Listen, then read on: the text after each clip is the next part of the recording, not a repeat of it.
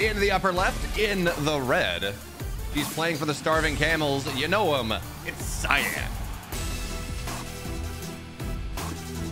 Yeah, Cyan's been around for a long time, man. Like a real long time. And he's been absolutely at certain points like the best Protoss in China. Even when Oliveira was formerly known as Time, like those two used to kind of duke it out and battle to see who was the best. And even though I felt Time was, Cyan was always strong enough to battle with him. And Time isn't the kind of guy that you can just kind of cheese out, because, you know, you put him up against Haas and he just kind of demolishes Haas every time. So you have to be fairly solid. So I've always had a good feeling about Cyan's play. If he was in any other region, he would still be a damn solid contender for, you know, those top 16, top 12 slots. So yeah, definitely a Protoss that's always worth keeping your eye on. Yeah, and it bears mentioning here that not only is he just a solid player, he has won the regionals. He's won the Chinese regional before. He has taken down Oliveira. And now, you know, in fairness, I know you're talking about this. That wasn't the Oliveira, Ben. That was IEM Katowice world champion. Not there, you know, that was not quite that. Instead, it very much was a Oliveira who dominated his region, but didn't do more than that. Not necessarily. We saw maybe an occasional run, but this was the Oliveira that got knocked out without winning a single series at Atlanta last year. So, in fairness, but yeah, no, Cyan has been very good. Although I think it is important to point out here that we talked about he's fantastic. I think he has been supplanted by a couple other Protoss in the Chinese scene. Firefly, for example, is really ascendant right now. But certainly, yeah. Go ahead. Oh yeah, Firefly is definitely hot. We saw Jieshi make it through like 3-0 in his group as well in his Swiss stage format, actually taking out Firefly with ease, which I didn't expect, because, you know, you get on board with the hype, you know, like when Spirit was ascending, it was like, oh, Spirit's so good, and they beat Stats. It's like, oh my god, Spirit's so good. He was Sol back then again. Lots of name changes in StarCraft 2 here and there. But eventually it was like, oh, Spirit is actually very good and very solid. Like, so it's nice to see some of these players live up to the hype, and Firefly definitely one of them. Also one of the players that's scary, but Jieshi to take him out. I was pleasantly surprised by just seeing that there are many good names in this region. Like Coffee is one that came second last season, I believe, in this region. Lost to a guy called Nanami, and I'm like, whoa, what's happening over here? Like, Coffee's actually very good. So yeah, there's still a lot of upset potential in this region. It feels very much Wild West to me.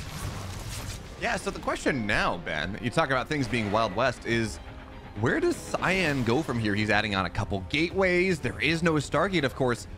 There's also no tech. There's the Twilight going down, but this is 3-gate before the Twilight. This is 3-gate before the Robo. Generally, he's gonna get another creep tumor there. Generally, if you're going for some sort of Glaives build, you're gonna get the gates after the Twilight, because you want that Glaives timing as quick as possible. So what do you think we're gonna see out of, what's Cyan doing right now? You know, I have no idea. Let's check his Nexus, see how much Chrono Boost he has saved up. Very little. I was thinking maybe he's going to get out a lot of Adepts and then just get the Glaives and Chrono Boost the crap out of it. But the build that he's lined up here, very interesting. Like, if he does hit some Glaives timing initially, it's not going to be as strong, but the fact that it hits this fast, and then I feel it's going to make his opponent either over-underreact, but then it's going to have the follow-up as well. Very interesting play out of Cyan. Yeah, I think this, well, part of the thing we have to pay attention to, and one of the awesome things about having these regions and being able to see how players play within the regions, is that we see idiosyncratic things. We see players playing things to the region. Like, a good example is Eric opens 15-15 all that often. That's why we see every Zerg doing it now, because they saw him do it to Dark. And now 5 drones off these Adepts, because again, Ben, you talked about it, this timing's weird. Right, this is 5-6 Adepts at 4 minutes in before Glaives are done. Generally, Glaives would be, you know, pretty close to completion at the moment, that 5-minute timing, but it's just not, it's not there. And now this is a problem, though. This is a massive issue, actually. Like, I was like, all right, that Glaive timing, it's finishing up. Like, if he gets everything out of here and then re-goes again, this is actually very scary. But he just lost every Adept about 25 seconds before this Glaive research is being completed. Yeah. So this felt like a 200 IQ play, but it turned into, oh no, it absolutely fell flat on its face because I got a bit too eager. And yeah, GogojOey now takes a pretty solid position in this game. Like, look at the resources lost tab. He's way ahead in that department as a Zerg player. Yeah, no, that was really, really nice. I mean, you never want to lose, what was it, 5 drones? Yeah, you never want to lose 5 drones early on, but I mean, Demu, 12 Adepts for it is going to be really nice, and that bought him time, so his Roach Warren is down. He's got his lair just about done. Evo Chamber on the way. He, at this point, GogojOey kind of do what he wants, and Cyan trying to make sure his third base is going to be up now, but he doesn't have nearly the amount of agency that he would otherwise have liked to have. So yeah, he's on the map. He's got 5 Adepts on the map that maybe shade in, but these Lings, they're just making it so hard for him to move out as much as he would like. That being said, no Roaches on this side of the map right now. Queen's the only defense. This is going to force a little bit more damage. It is, and GogojOey was a little bit greedy here, I feel. Like, these Roaches were late. Granted, they're out now, but still, these are Glaive Adepts that you absolutely have to respect, because look how much they're melting these Lings. Like, now the resource lost tab been kind of evened up over here. And Cyan is the kind of player that, even though I think that was a big overextension by him earlier, he still knows how to kill you and deal damage. Now we're seeing him switch into charge. We're seeing him switch into Immortals as well, so he's going to have the counter 2 Roaches available. And I don't think he wants to make this a short game over here, Theo. I mean, it's a PvZ. If it ends before 45 minutes, we're not even having a good time, Demu. That's fine. But yeah, no, certainly transitioning into the mid game. That being said, though, 8 more drones go down. These Adepts are on a one-way trip in the main base, but they're going to get 13, 14 drones into the naturally even more. And Cyan, yeah, getting caught out like that by his Adepts outside of the third was not a good thing. Even still, 15 drones. GogojOey, yeah, he's droning up as well as he can. But now we're starting to see the type of damage that this build wants to get. 15, 20 drones, continuous harass, killing Lings.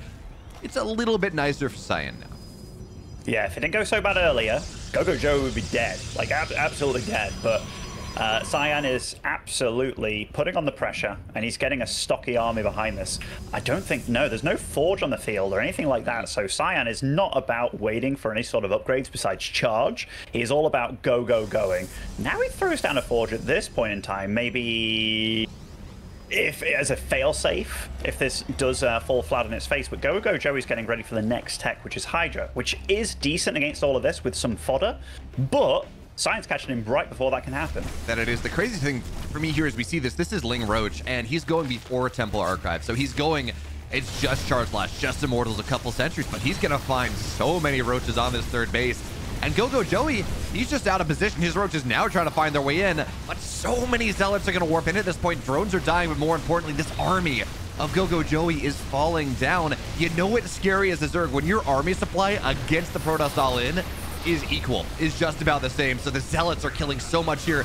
The Immortals and the Sentries, though, Demu, they're a little bit exposed. It doesn't matter. Cyan, despite that early game not being quite what he would like, game 1 goes the way of our Chinese Protoss. No, that game was, despite the early blunder from Cyan, everything else was actually really good by him. I like the way the build was thought out as well. Because if he does keep those alive for a second wave kind of thing, then it's actually, you can see how much damage that can do. GogojOey stuck on the Ling number for a very long time. The Roaches were late. It's almost like he got totally caught off guard by how funky that build was, which I don't blame him. But you can never be a Zerg where your opponent turns up at your front door unannounced and you have no idea about it. Like that. Cyan was in that third base before GogojOey knew what was going on, you know, and you can't allow that to happen. So definitely has to speed it up a little bit. And it's, yeah, it's already kind of feisty over here, isn't it? Yeah, no, it's pretty fun. We talked about how we weren't going to see something super crazy because it's GogojOey and Cyan, and they're, at least on the non-Terran players, they are what... There what goes for standard players in this region. Obviously, not always standard, but there what goes for standard in this region. And then GogojOey goes and says, yeah, I'm going to build 3 gates before my Twilight, and I'm going to run across the map with 6 Adepts at like 4:30, when generally Glaives might be a little bit before Glaives would be done. And then I'm going to get damage to you. And then I think the follow-up was I'm going to pull back a little bit. The Glaives are going to be done. I've already done damage. You're going to be re-droning when this happens, and you're not going to expect the follow-up. That didn't happen. He lost the Adepts, but even still, as we see, Glaive Adepts can be pretty solid kind of all stages of the game. Maybe not in your army, but to get a lot of economic damage done, they are always useful. Yeah, it's just cute by Cyan, you know? Like, Protoss do have a lot of timings available with how they do things and what order, and every other race, even Protosses themselves, have to react a lot to what Protoss is doing, just because Protoss is the kind of guy that they have the tools to slow you down if they do so please. And Cyan just used a totally different bucket of tools, and it was really cool to see, because those adepts, besides the first bunch that traded with a bunch of lings and 5 drones, they all got massive value. And they were doing what they do best, right? Shading in here, there, and everywhere, just causing a ruckus. And then by the time that he finally hit with his killing blow, which I talked about how he delayed the forge and upgrades and what have you, so he was just kind of, I want to use the term all in with what he had, but it was just a really well-timed attack and caught GogojOey before what he really wanted to do. GogojOey never really got to play a game that he wanted to play. And I think he's just taken the time to recoup a little bit here. He's going to join the lobby fairly shortly, and Cyan's having some ping testing going on. I like how they test ping using the chat box. Yeah, it works. I mean, let me tell you, Ben. So when I was getting into StarCraft, right, a long time ago, I grew up in the middle of nowhere. I know you kind of live in the middle of nowhere, Sweden, but let me tell you, middle of nowhere, Virginia is even more so. I grew up playing StarCraft on like 700 milliseconds ping. So yeah, from experience there, when the ping's really bad, it is fun to type in that chat box. You tell your opponent good luck, have fun, and they get it as, you know, they get it a second later, and it just feels weird. But yeah, you're right. We're waiting on GogojOey. Sounds like he may be changing some setting. But Ben, as we get into game 2, you talked about herd lead. Now we're looking at I don't even know how to mispronounce this. We're looking at equilibrium for game number 2. I was going to say equilibrium. Or equilibrium. It's you know, it's getting there. It's still too close. Right. You know, it's kind of like, have you ever heard the Germans say squirrel? No, I don't think I have. So next German you meet, ask them to pronounce it. You will have a good time. And I hope there's some Germans in the chat that can try say it to themselves right now. But yeah, GogojOey is apparently changing his internet connection right now, so that's what we're waiting on. But Equilibrium, a totally different map than what we just saw. Like Hard Lead, I don't want to say a short map, but Equilibrium is huge. Like it's very, very wide. It's got kind of that Gressvan-esque type layout in that your top left, top right, mirrored map, and then it's got these gold bases as well. So the gold base absolutely favoring the Zerg player usually, given that they expand a little bit quicker and can make use of it. But I don't think these adept plays can necessarily get done what they did on Hard Lead. So yeah, and given that the main opening for Protoss these days is a Stargate, usually, I want to see what Cyan has in his bag of tricks here, because, yeah, this is... they're both 2-1 in the group, if I'm not mistaken, right? So this is a big deal qualifying here. Yeah, this is a qualifying match. You talked about Stargate play, Demu. I mean, this is a map that it's fairly close by air. It's a map that, I mean, Classic went 2-base Tempest against Gumiho the other day, and granted, it's probably better to go 2-base Tempest against a Terran than a Zerg, just due to how many fewer units a Terran tends to have. But we'll see. We'll see what happens. It's going to be fun, certainly, and it is a map that you talked about how game 1 it felt like players were gearing up into the late game. This is certainly a map that can do that. As you said, it is massive. It's so big. But it also can be fairly wide open at times, which makes it somewhat possible for maybe Zerg to swarm over. I don't know what's going to happen. I'm just really excited to find out what we're going to see as players are now in the lobby. We're getting ready to go as we're getting the command. Not GogojOey. He's going to have to play the game. He just doesn't get to do it by default. But Ben, you've seen Cyan game 1. You saw what happened. You've seen GogojOey game number 1. As we move into game 2 here, is this a 2-0 for Cyan? GogojOey, does he have what it takes? Or are we going to game 3?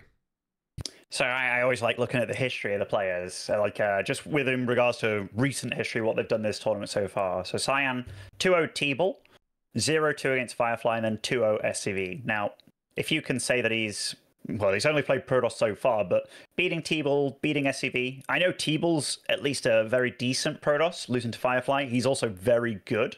So if he's somewhere in the middle of there, GogojOey, on the other hand, lost to Coffee 0-2 as his first match, who's very good in this region.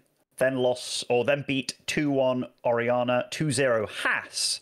That tells me that GogojOey is at least decent enough to beat the Trickies in the Haas's of the world. Good. But what we just saw against Cyan there was him not dealing with the Tricky that well. But you can at this stage. They're both 2-1 for good reason. They're both pretty damn solid players. Yeah, that they are. And again, we talk about that matchup where there's results a little bit. Oriana is a player you all may not be aware of, but he has been impressive. He is someone that we do expect to do well, just not doing the best this season. That being said, though, our game is ready. It's Equilibrain. Game 2. And spawning over right, as our red Protoss, it is Cyan.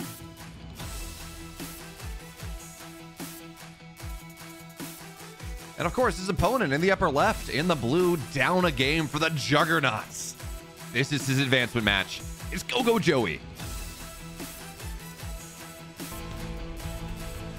Immediately we're seeing Cyan take a gate on the low ground, but he's also got a nice, very early probe just blocking that gold base. And this, what about? Is available. But as you were showing us, it's a pool first build from GogojOey here, which is what he did the first game as well. So no early hatchery attempts by him.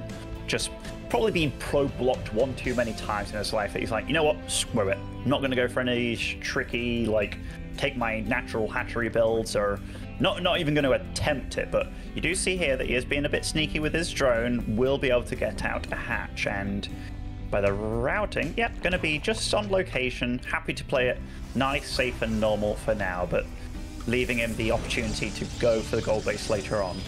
Yeah, that being said, though, you talk about options here, Demo. In terms of you don't want to get hatch blocked, it's annoying, so going pool first. There are better ways, maybe, to if you're trying to play a macro game, there are better ways to avoid hatch block. You can go 15-15, for example, and you will almost always get the hatch down, especially on a map as big as Equilibrium. So I'm wondering here, and granted, game 1, we didn't see any of this. No pressure whatsoever. I'm wondering what we're going to see out of GogojOey that takes advantage of this pool first. You can get speed maybe a little bit faster if you do that. Something like that certainly gives you a couple more lings on the map early, which means that you can maybe shut down scouting of the gold. I don't know. I would like to see GogojOey at least once in this series actually make use of that, rather than just get into the mid game or get into his 3-base setup just a little bit slower. It's an interesting one, because I never know what players have experienced or been through in their own games and practice, and what they feel suits them the best, or where they feel the most safe, or like those kind of questions are unanswered for me. And the first game he did go for that pool first, but we do see that those lings that he's used early on, he did get a nice scout off of the main base, which that's at least something, right? Like, he didn't have to sacrifice an overlord to do it. He's got an overlord in a nice little position here, again, to see what happens. So he has made little cuts, and eco cuts at that, that do kind of suffice and play. And now you see that he's going up to Alera as well, so making use of this slightly less usual build that he's done. As for where it's going to go eventually, that's another story. So we've actually started to see more and more of this idea of this Speedling Queen Nidus thing, especially against Stargate play. It can be really nice, but I'm just keeping an eye on the gas, right? If this is 2 gas, I mean, actually, 2 gas is kind of weird. The more you think about it, it's this middle of the road and Adepts. Well, it's going to scout that second gas going down. Cyan knows that there's no 3rd base. So what's he going to read into this, Ben? Like, that's the big question here. He's seen a little bit. He hasn't seen a lot. How do you figure out what's happened? Bio, he's seen the lair, so like he knows it's he spotted that lair, so he knows it's a lair, and he also saw that second gas going up. So Cyan, in his mind, he's like, oh, wait a minute, if I wanted to deal damage to this, I've now got to know that my opponent's probably wanting to deal damage to me. So he has his Void Ray rallied, and I don't think he initially wanted to go a Void Ray, but he's got it rallied in a position where he's like, okay, it could be a Nidus, right? Like, so he at least knows something. Now, GogojOey's being very cool and old school with what he's doing over here, but it's definitely GogojOey being very sneaky this game. Yeah, Ben, oh man, for a second there, there was a Hydrogen going down and a Spire, and it's just like, you don't have gas for that on 2 bases. But I guess it does keep some options open. GogojOey, though, he sees the Adepts getting ready to go on the other side, and there's a full wall in the natural, and there's the Hydrogen going down. What the hell, GogojOey? What is this? Hydrogen, Roach Warren, Spire. Hydrogen gets canceled again, I guess, trying to convince him that this is a Mio Micah build, but Cyan saw the cancel anyways. What is happening? This is a lot of GogojOey freestyling a little bit, but also a lot of him trying to just misrepresent what he's doing. This is all about just trying to give your opponent a bad read. And like, unfortunately for Cyan, you know, you very rarely think about that random overlord on the map that's able to poop out creep and then put a tech structure on it. Like, it has happened in the past, and, you know, he is also getting a Phoenix out. Kind of like, oh, there must be something going on that I haven't seen, right? And now we're seeing, in fact, did he finish the Spy? Okay, the Spy is finished, but he's making Hydras. Yeah, just a lot of trying to mistell information here from GogojOey. Yeah, so he cancels the Hydrogen twice. Does he have a Roach Warren? Yeah, he does. I think he canceled the Roach Warren once anyways. He builds the Spire on the bottom side. His third base only on the way of right now. I can't help but worry, Ben, that in this desire to go and really pull the wool over his opponent's eyes, I can't help but worry that he's kind of tripped over his own shoelaces. He has spent so much money and so much time on canceling and canceling and canceling that this awkward Hydra push of 2 Hydras, well, it's not going to get a lot done. He's building 8 mutas, maybe, but as you pointed out, we already have 2 Phoenix on the map. There's a Void Ray, more Phoenix on the way. He has taken so much time to make something happen that I just don't think he's going to get anything. No, I actually think Cyan has been very good about this. Like, one of the best things you can do to an opponent that's just kind of fooling around is just not panic, stay calm, do your thing. And right now he's just been doing just that, hasn't he? Like, the probe count's good for him. He's on 3 bases. Granted, he's still being respectful. Like, there's no probes being produced at this moment in time, and his RB's pretty damn decent against most of the things that are being thrown at him. But now he's spotted a little squad in the middle of the map. He still hasn't seen the mutas, but he has been very respectful about getting out a decent number of anti-air units as well. But those mutas are still on the other side of the map. It's such a strange scenario. Yeah, he's going Muta Corruptor too, so really committing to this air fight. And I mean, we're going back 7 years, Ben. I guess that's what's going to happen. The Adepts into the natural are going to get a couple more workers here. The key thing, though, is these Adepts are going to last long enough, I think, that they should be able to see the mutas. They should be able to see them pop out into the main base. Yeah, okay. So he sees it now, sees the mutas, sees the corruptors. Now Cyan knows exactly what's happening. We have to see shield batteries going down even more. There are some of the third. We need to see them in the main. We need to see them in the natural. We need to see cannons going down. But it seems like Cyan, he's like, I don't have enough to deal with this right now. Certainly not with the corruptors on top. So now we see all the Adepts against the paltry forces of Ling Hydra. They're going to get so much done here. Can GogojOey do the same? I mean, GogojOey, I think he's just in a bad spot. He doesn't want to defend right now, but that's exactly what he's going to have to do, or feels like he's been forced to do. And these Adepts will be able to get on out of here, I do believe, as well. They can get recalled or glaive or shade again, but I say that. They're happy to fight over here, but they shouldn't be. They can't shoot back against these mutas. And now, 2 more Stargates being added, so you can see a little bit of panic coming out from Cyan, but I think the damage has been done, and if I'm not mistaken, that is absolutely a misplaced hatchery there. So GogojOey feeling the pressure. Yeah, that does seem to be a little misplaced. It's hard to tell sometimes, but I'll pick up what you're putting down there, Ben. I'll buy that one. And the longer this goes, the worse it's going to be for GogojOey. Yeah, he can build more mutas right now, but you mentioned it, 3 Stargates on the way. Now, the one thing we're lacking here, there's not a lot of cannons. I mean, this is a heavily shield battery third base. I don't want to see GogojOey attack into here, but well, as Adepts into the third base, getting more damage done. The main base of the natural of our Protoss player is not nearly as well defended. So if there was room for GogojOey to get something done, that would be the place, but he's just not allowed to. This Adept pressure is doing so much. GogojOey's creep spread is definitely not what it needs to be this game. Like, these Adepts keep arriving from seemingly nowhere, and he's taking damage from it. He's also getting the air upgrades here, which is, you want the armor against what he's being thrown at him. Like, you really do. And the Adepts get in again, and that air army has to head back home. to defend against Adepts, and these Adepts will kill your drones faster than you kill the Adepts. GogojOey is all over the shop right now, and not in a good way, and he does have that gold base available, but I'm looking at that. That looks like a lot of drones on one base, and it certainly is, and these Phoenix numbers are getting high now, as are the Muta count, actually, to be super fair, but Phoenix, they are a far better unit, especially if that +1 finishes for him, and he's going for the Fleet Beacon as well. There's only one thing that GogojOey can do right now, and that's build more mutas, build more corruptors, try to win this air fight. So yeah, commit to it. Get +1 here, although that's you're gonna lose a Phoenix there. Just commit to it. Get +1, get Andean Pulse Crystals, make it so that you will always have the better army. It's something that GogojOey can't deal with. The rich base, you are not mining from this, not for a while. The third base doesn't have a ton of drones at it either. It's only 53. Every trade that Cyan takes right now is always gonna be a good one with this army composition.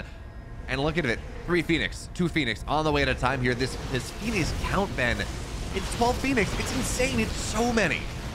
Yeah, he's taking a few bit of dodgy fights here, actually, but he's macroing very solidly behind it, so I'm not hating it for him.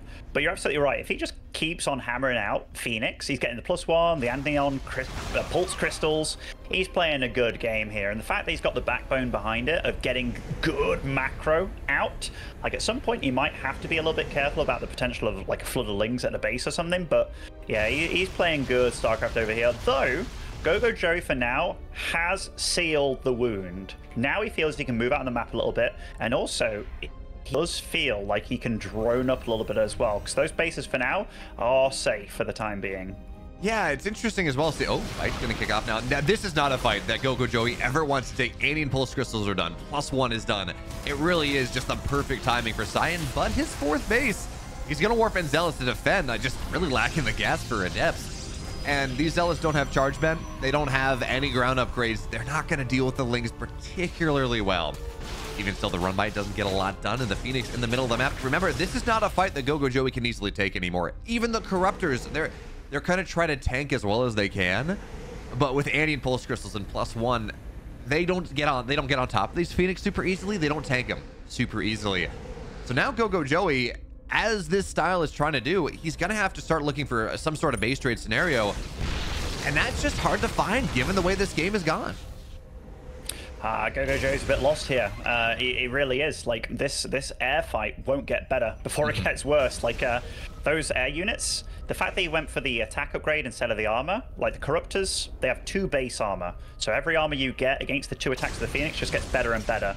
Going for that attack, and then it's going to be 2 attack upgrades for 0. Now he kind of realizes, but it is very late here. Cyan can actually, if he micros this well, take full advantage of this mega air flop by GogojOey, but still, GogojOey is kind of pushing his chest out and trying to send these Phoenix home packing, and he's doing a good job of doing that. Cyan can be all over this right now.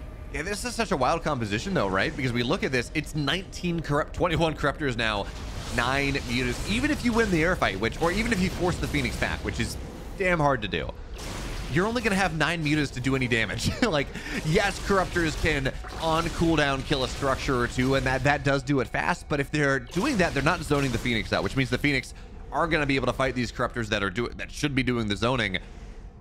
I understand why GogojOey is so Corruptor heavy. He needs it against this massive Phoenix block, but because he's had to do that, he actually can't take advantage of any sort of superiority he might have in a fight. It's just tough. He's been locked into a situation that he didn't really want to be in, and these Phoenix now have +2, and that is 0 armor upgrades on these Corruptors. So now these Phoenix will absolutely destroy them if microed correctly. And Cyan taking a few little pot shots there, maybe kind of unnecessarily. Sometimes you want to kind of like zigzag away in the way that you want to move rather than like tiptoe back, because then you allow the Corruptors to hit. So you want to zigzag back with those Phoenix. But I do think now the situation's going to start getting really bad for Joe. I know I've been saying that for a while, but these upgrades, they are no joke what they are packing. And look at that. You're seeing each volley's picking off the Corruptor by itself, and that is huge. Yeah, you know, it's funny. The last fight outside of Cyan's 4th, it was 6 for 6. 6 Corruptors for 6 Phoenix, which is not the trades you would necessarily want to do. You do want to trade a little bit better. But especially as these Corruptors get so much lower, we're not seeing, oh, he's going to find a bunch of the mutas right there. That's so nice. Corruptors, they can last against the Phoenix. They can do okay. Muta's Ben, we see what's happening right now. They just melt. Oh, 2 shots, bonus damage versus light units, everything else, +2 attack. These Mutas just don't exist in this game. And hey, the DT's on the ground. There's no detection in the army, so they're going to clean up all the links. Yeah, I mean, the micro isn't perfect by Cyan, but I don't think it needs to be at this point. The amount of damage that he's going to start doing, like GogojOey is going to struggle for lava at this point. He's going to struggle to get out anything against this. And guess what? Can't have Overseers alive because of these Phoenix, so look at those DTs. They're just reigning supreme. That's Brood War right all over again. DT Corsair, DT Phoenix, same idea. And now all the Mutas are dead, so there's almost no anti-ground. Overseer goes down. Okay, so at least the DTs fell. But yeah, at this point, I mean, it's been a slow death. It's been a prolonged death from our Zerg player. But at this point, Ben, I don't see what's going to stop it.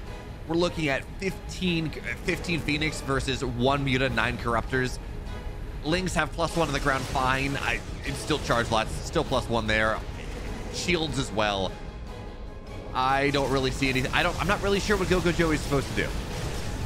It's a rough one. He's been bleeding, man, and now a bigger squad of units comes out. Granted, the Immortals aren't necessarily the best thing against the Lings, but right now Cyan is just he's just showing what he's got, basically, and he's got 5 bases behind this against 5 bases of GogojOey, to be fair, but lifting up his own Immortals to save them as well. I mean, yeah, he's freestyling. GG. Well played by Cyan.